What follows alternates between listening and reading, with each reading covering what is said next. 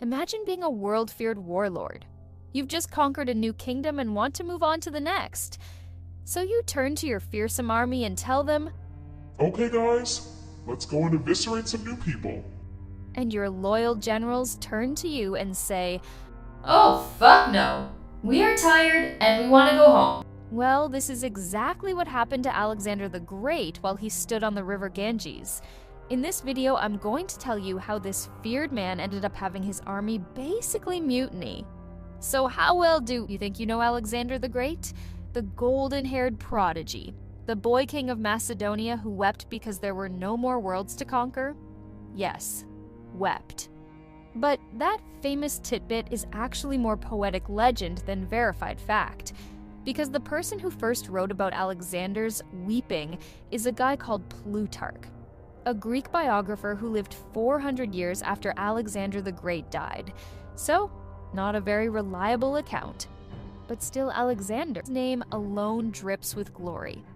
But if you strip away the marble statues and heroic paintings, what you're left with isn't a god or a saint. It's a man drenched in blood, drunk on power, who turned half the known world into his battlefield and the other half into his graveyard.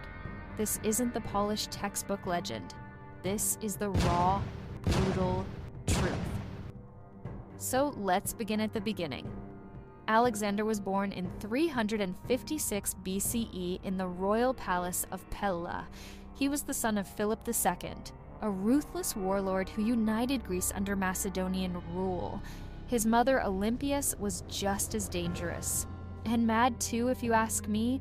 She was a priestess who believed her son was begotten not by Philip, but by Zeus himself. From birth, Alexander was told he was divine, that he wasn't born to rule, he was destined to. So you can only imagine what that can do to a boy's mind. He was tutored by Aristotle. Yes, that Aristotle. He read Homer, slept with a copy of the Iliad under his pillow, and idolized Achilles. But Achilles was a killer, and so would Alexander be. He got his first taste of war at 16, led cavalry by 18, and crushed Greek resistance at Chaeronea before he was old enough to grow a proper beard. Very impressive. When Philip, his dad, was assassinated, possibly with his mother Olympias's help, Alexander, at 20 years old, didn't just take the throne, he butchered every rival to it. We are talking cousins, generals, and friends. All dead. His reign began not with a coronation, but with a purge. In 334 BCE, he crossed into Asia with 40,000 men. At the river Granicus, he nearly died when a Persian swung an axe at his skull. Fortunately, he was saved by Clitus, a general who cut the man down mid-swing. That would be the first of many near-deaths he was about to experience, because one thing about Alexander is he didn't command from a tent. He fought in the front lines, suffered countless wounds. Some modern doctors believe he had CTE, chronic traumatic encephalopathy. This is the kind of brain trauma that warps mood, induces paranoia, triggers rage. That might explain a few things, which as we continue in this video you will see makes sense. He smashed the Persian army at Issus, then Gaugamela, then marched through Syria, burned Tyre to the ground, crucified 2,000 survivors on the beach. In Egypt, the Oracle of Siwa declared him the son of Zeus Ammon. From then on, he stopped pretending to be mortal.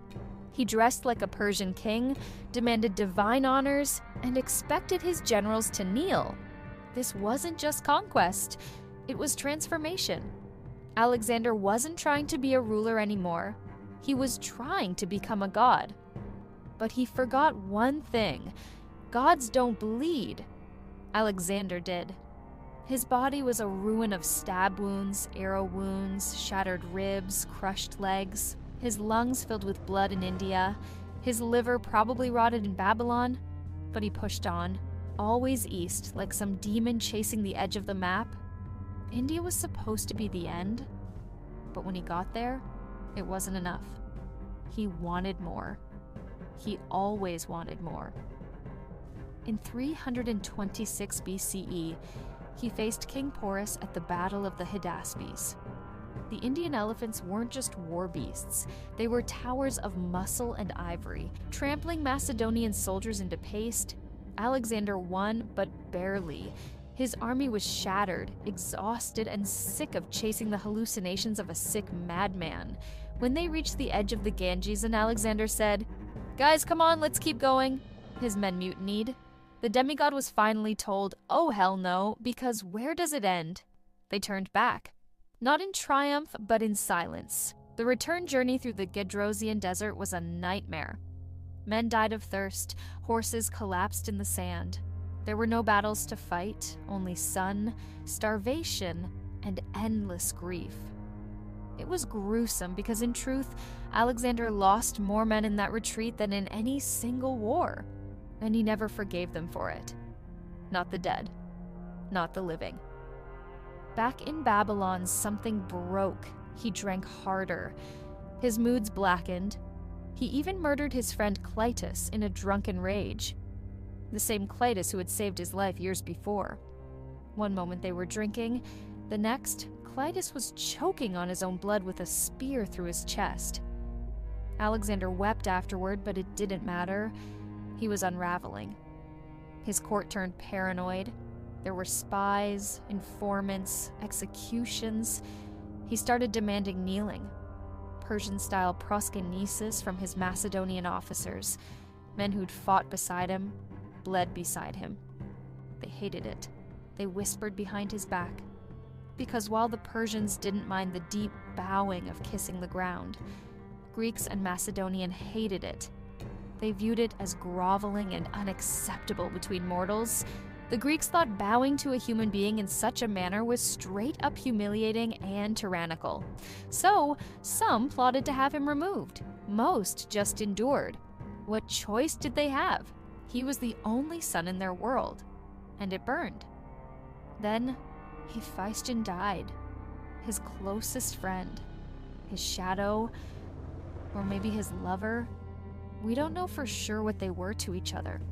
But we do know what Hyphasis was to Alexander, the one person who understood him. And when he died, Alexander shattered completely. He refused to eat, cut his hair, had doctors executed for failing to save him.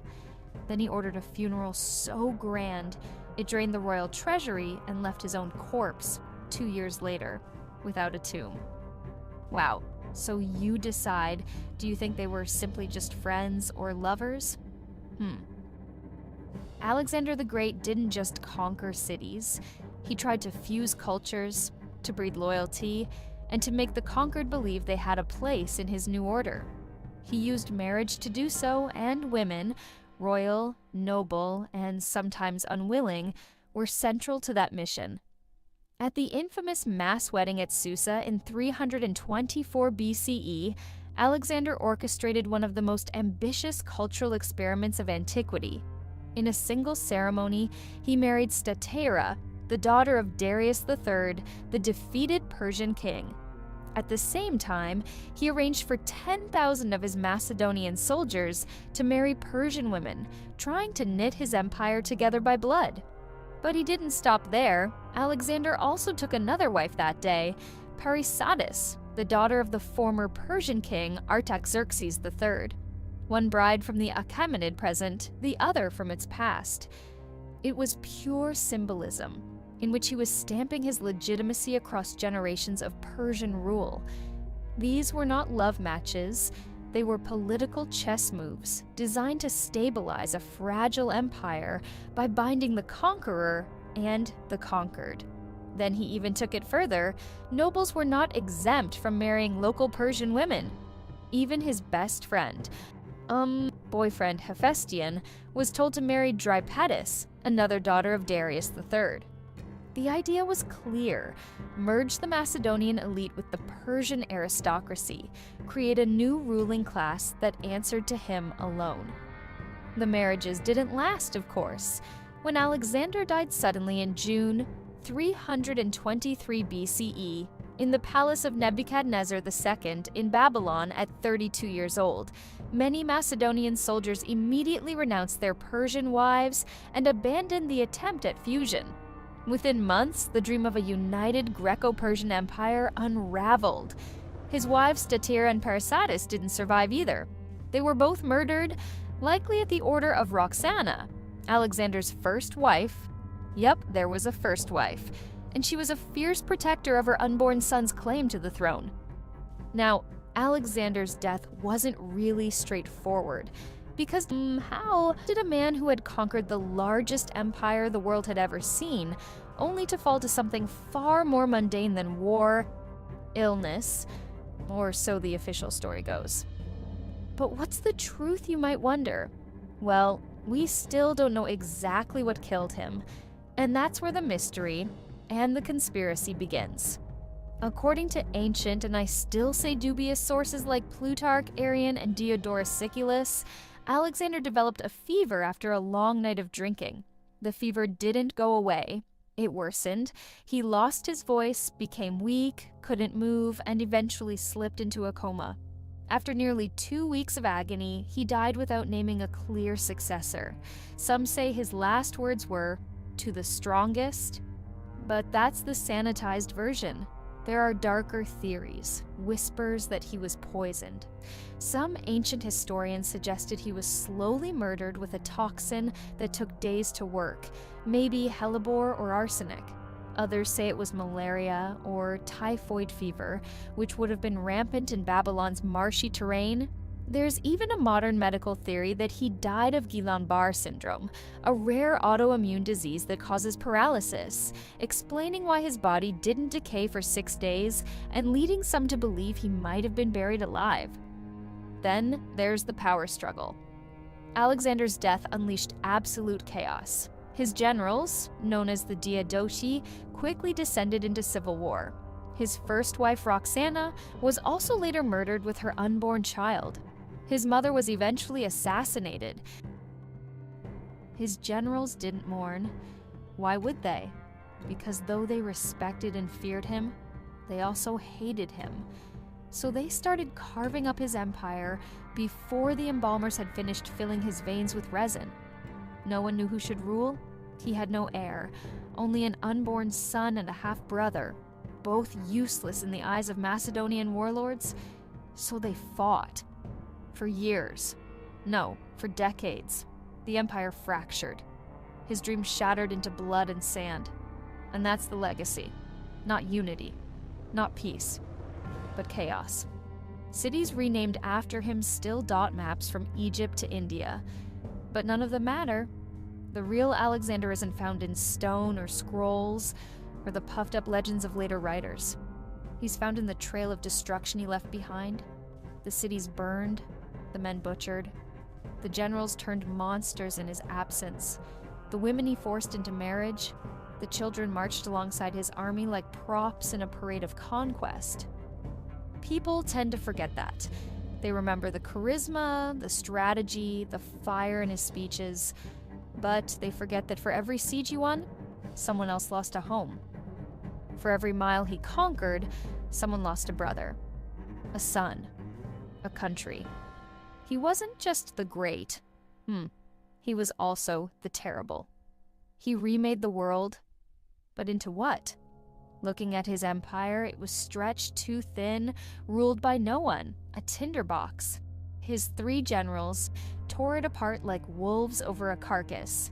Ptolemy the First Soter took Egypt and made himself a pharaoh. Yes, that Ptolemy, an ancestor of Cleopatra. He is the one who took Alexander's body to Alexandria and buried it in a lavish tomb. Alexander was already viewed as a god in Egypt. Ptolemy presented himself as Alexander's heir and founded a dynasty that linked itself to Alexander's legacy for centuries. Seleucus got Mesopotamia. He legitimized his rule in the East by using Alexander's image on coinage and in public monuments. Antigonus played it stupid and tried to take everything and died trying. The wars of succession lasted longer than Alexander's life. And through all this, the man himself became a myth, a mirror.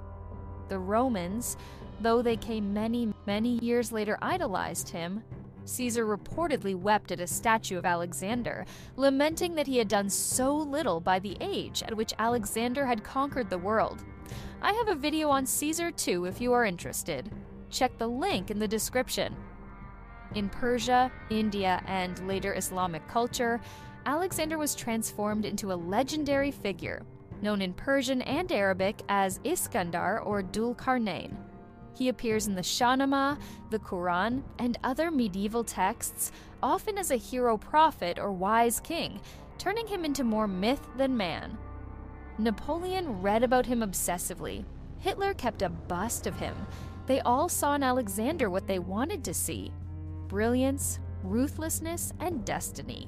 But they never saw the cost, the rot under the crown, the fact that Alexander couldn't stop, not because he was noble, but because he was addicted to war.